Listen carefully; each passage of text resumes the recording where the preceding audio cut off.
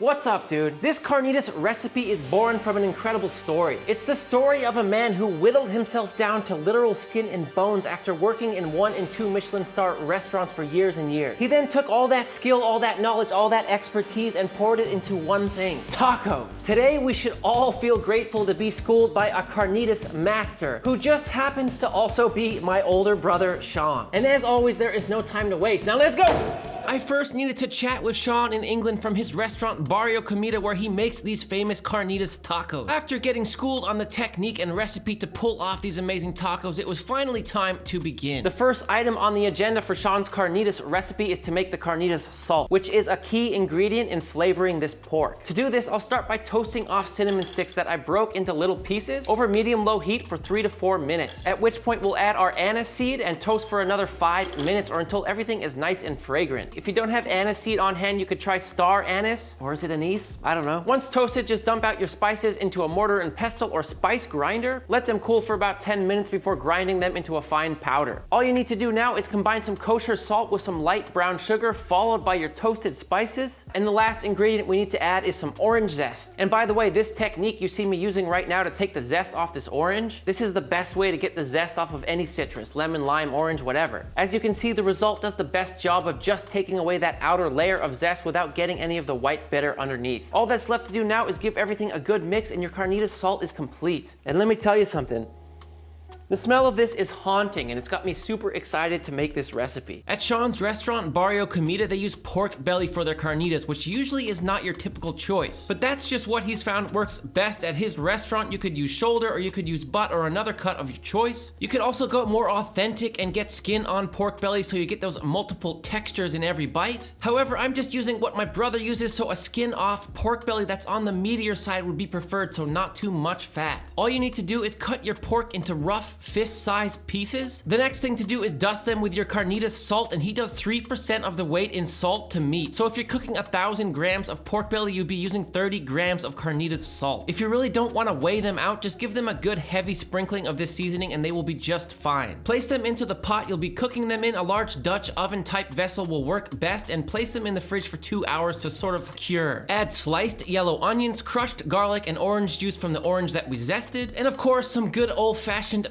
Mexican Coke, although we do not need this whole bottle. The recipe will always be in the description, but I used about 1/3 of that bottle. Time to get in with your hands, have a little fun, and give this whole thing a good little mixy massage. And the last ingredient we need to add is the lard. Of course, you need lard to make good carnitas. I used about 2 pounds of lard, or just enough to cover these completely. Pop a lid on it, and into the oven it goes at 285 degrees Fahrenheit. That's 140 degrees centigrade. Bon voyage, my little friends! While our carnitas are cooking, we're gonna make chilies and escabeche, which is basically just pickled jalapenos, and my brother showed me a really cool way to do this. Check it out. To a pot, add apple cider vinegar, sugar, salt, bay leaf, allspice, and black peppercorns. Bring this mixture to a boil, shut off the heat, put a lid on it, and let it sit for half an hour. While that sits, we can go ahead and prep our vegetables and if you watch my channel, you definitely know how I feel about celery, but look, it's okay pickled. I'm gonna pickle it. You can slice it however you want. I'm just going straight across, and the most important thing you do here is just keep them all the same size. Cauliflower is next, and with this one, I'm just gonna simply slice it in half and then cut it into similar sized pieces. Next up, I have these very round looking carrots. Pretty cool, right? I didn't even know these things existed, but I found them and I'm gonna pickle them. And with these, I'm just gonna take off the tops, give them a wash, and then slice them on the mandolin into these little coin shapes. On another note, you could ask 1,000 chefs what the most important tools to have in the kitchen are. They're all gonna say you need a mandolin. A link in the description, you need to get one. Next up is just 1 whole onion, and since I have the mandolin out, I'm just gonna slice them into the same thickness pieces as those carrots before them. And finally, the jalapenos, which I'm just gonna slice into coin-sized pieces as well with a knife. And I'm not sure whether or not I need to leave the seeds in. I'm just gonna go ahead and do it. It seems fine to me. Strain out its pickling liquid, and the spices have done their job. You can now discard those. Put the pickling liquid back into the pot, and we'll set that over the stove and bring it to a simmer. The cool part about this pickling technique is you cook all the vegetables individually so you can get the snap and crunch just perfect. Of course, some of this is personal preference. I will give you my timing for each vegetable. The celery took took 1 minute and 5 seconds. At which point you want to get it out onto a tray and spread it out a little bit so it doesn't steam too much and overcook. Carrots next, and with all these vegetables, I'm doing them in smaller batches as to not overcrowd the pot too much. The carrots are a little heartier, so they took 1 minute and 50 seconds for me. I did the cauliflower next, and this one just took a little bit longer than the carrots, so right around 2 minutes. The onions you need to be careful with because they will cook insanely quick. I just did these for 30 seconds in the pot. And lastly, our nice spicy jalapenos. These just took 1 minute even. In order to keep your escabeche really consistent in texture, let your vegetables and your pickling liquid cool all the way down to room temp. And once everything has been properly cooled down, you can just put all your vegetables stuffed into a large mason jar like this and simply pour your pickling liquid over the top. It doesn't matter if you're making tacos or not, you're gonna be really happy to have these pickled vegetables in your fridge and ready to go. Just let them sit for 24 hours first if you can. There are 2 more components needed to complete these tacos. The first is a bright green salsa verde. This is gonna be a fresh and acidic element along with the escabeche that's really gonna cut through that richness and fat of the pork. The second component I will show you as we build the tacos. It is super simple and makes a huge difference. Starting with some raw tomatillos,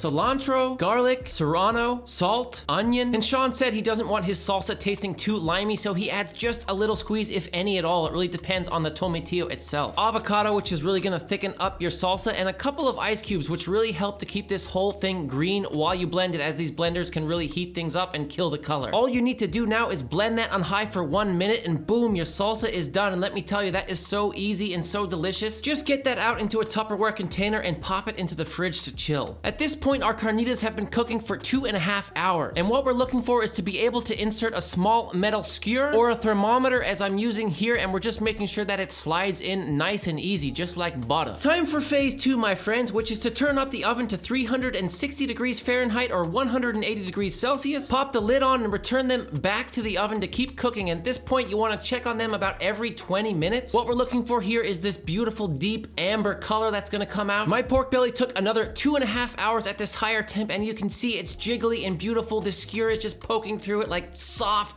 butter. It's insane. Just allow these to cool down in the liquid that they cooked in. The last thing we need to do before building our tacos is to chop up our pickled vegetables so it looks like some nice fun confetti. To build one of these glorious tacos, just take some of your pork belly and chop it up into rough sized pieces on a board. And here's a pro tip from my brother Sean to make sure your tacos don't look like they were made by a white person. And it's very simple. Just take a little bit of paper towel and your tortilla over that and build the taco in your hand, not on a plate. He says this always makes your taco look way better, and it also keeps it warm while you're building it, which is pretty cool as well. Start with some of the pork belly down first, of course, followed by the escabeche. Add your cilantro and your salsa verde, and the final component, as we talked about earlier, is pork chicharron. You can just buy some bagged if you want, and that'll work just fine. Crumble it on top. I really sincerely hope a lot of you make this taco and get back at me in the comments, because it is a truly balanced, wonderful piece of art. The pork belly itself is so rich and fatty and delicious, and the salsa and pickled vegetables just balance out every bite perfectly, and to have that crunchy chicharron on top to just tie everything together is really just insane.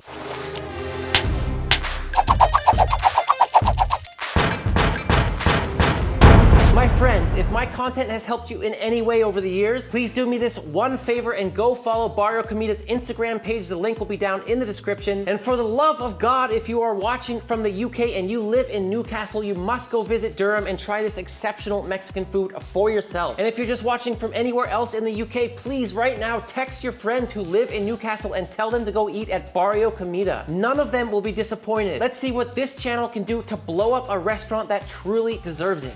Thank you. Until next time, you know I love you and I'm out.